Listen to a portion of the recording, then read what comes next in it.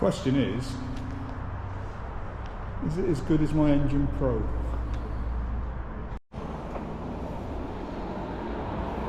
So I don't know why Strava's in kilometres today. I've tried setting the settings to miles per hour, but it doesn't seem to want it. So it's kilometres and miles on whatever. So my review of the Engwe Engine X. So I've been riding it now. I'm coming up to 100 miles. I haven't had time to ride it much because I've been busy working, but mechanically, out of the box, it's the £1,000 bike you expect it to be, and for £1,000 you get quite a bit, pretty much everything you get on the Pro, just scaled down a little bit. Like the controller is 3 amps less, you don't get regen braking, you get mechanical brakes, you get, what else you get, black and white display, and there's nothing wrong with the display. I'm just used to a colour display, so I'm upgrading the display. I've upgraded the brakes, I've got Maduras on the front. These are quite heavy bikes. If you're happy with the mechanical brakes, fine, money you don't have to spend. They finally resolved the head bearing issue. There's a screwed down head bearing in there now that you can barely get out even if you want it out, and it stays tight. So head bearing's fine. Battery, well, you get less battery too. So instead of a 16 amp hour battery, you get yourself a 13 amp hour battery, and like I said before, that lesser 3 amps. That 3 amps doesn't make too much of a difference, but if you're used to it on the Pro, you feel the difference. What's it like speed wise? Well, there ain't a lot of difference between this and the Pro. It feels like a lighter bike, I don't know why. They've done some frame upgrades to bolster up the frame. Well, I know the difference because I've swapped some parts around, and some of them I've had to file down to get them fit, especially in the mid suspension. Is it good? Well, it's a biscuit under £1,000 on their website at the moment, and it's an absolute bargain.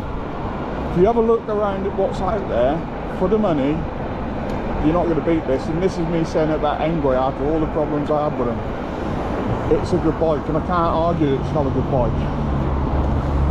I'm a modder, so you know, the whole modding thing comes sort of naturally to me. It's what I do. I do it with cars, I do it, you know, with bikes, motorbikes, I do it with bikes. So it's just me. I just like to mod stuff. But out of the box, this isn't bad. There's nothing wrong with it. The only thing I'd say change out of the box is the brakes. It's the first thing you want to change. It'll drive you mad. And maybe put some liner in the tyres to stop punches. But apart from that, out the box, I'm just trying to think of what else. No, just the brakes really. If you want to swap it over to a thumb throttle, cost you 20 quid. If you want to change the brakes, it'll cost you another 70 quid.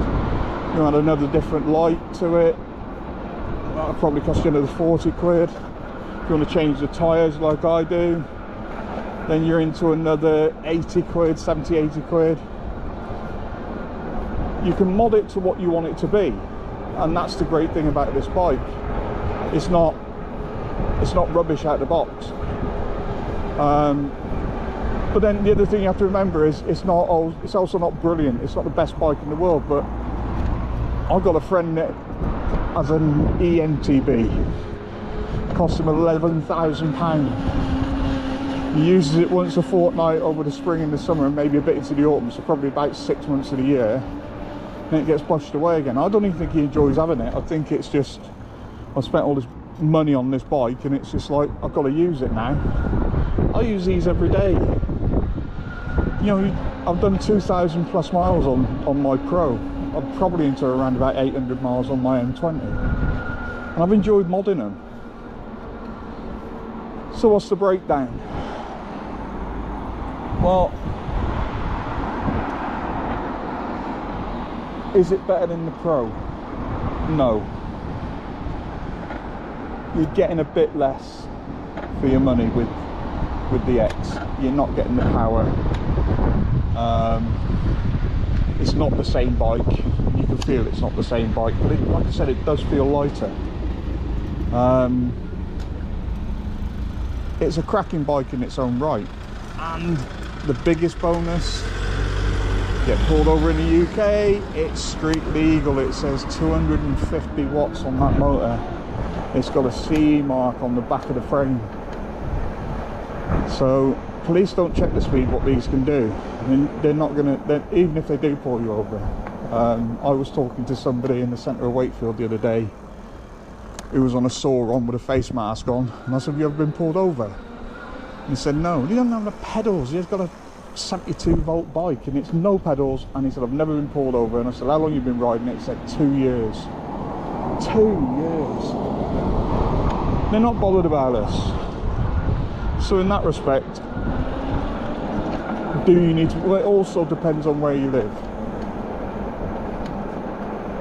I like the fact that if I get pulled over, I don't have to make excuses. It is what it is. And for those of you that don't know the throttle law is this: you're allowed to use the throttle up to, is it 6 kilometers, and after that you're not allowed to use it. You have to pedal, or up to 15 miles per hour if you're pedaling while you're using it.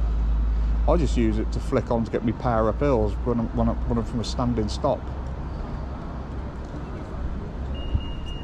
When you look at what you're getting for the money, it's a bargain. Just have a look at what the competition is out there. It's a bargain. I love the colour. I love the range on it. I'm thinking I've got a 20 ampere battery in it, and I'm getting about 30-35 miles out of range out of it on between 4 and 5. I don't mess about. I do the rangey thing now and again and work between 2 and 3. Level 3 probably giving you the best bang for the buck. Well, I like to get places. I go out and see clients on these, so you know, it's normally I'm heading out somewhere not very exotic. I need to get there quickly because I need to see a client.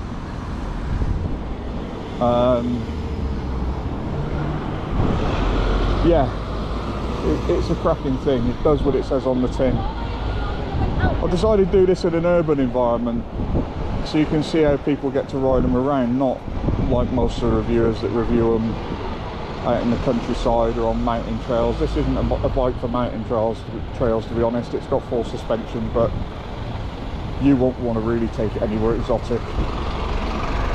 It's a street bike. It's for getting you from A to B quickly. It negates you having to have a car in some respects.